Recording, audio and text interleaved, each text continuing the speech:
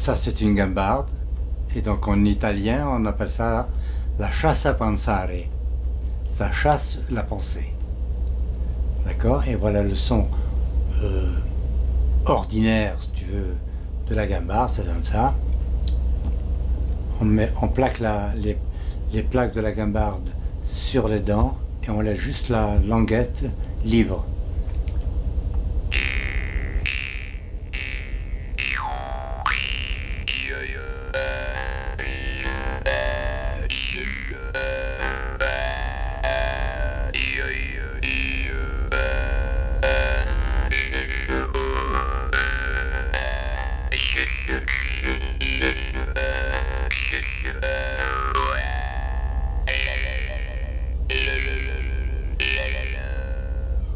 Voilà, ça c'est un exemple. Et il y a une autre guimbarde qui est en fer, cette fois-ci. Donc ça a une autre sonorité un peu plus aiguë.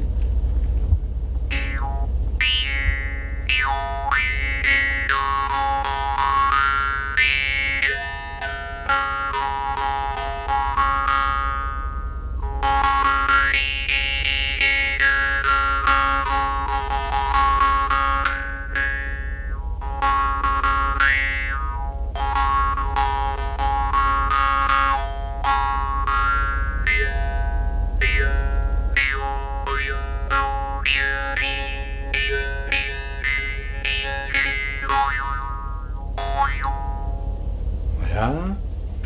Et donc la technique que moi j'ai mis au point, c'est j'utilise une gomme, tout bêtement, une gomme, parce que comme je suis plus dans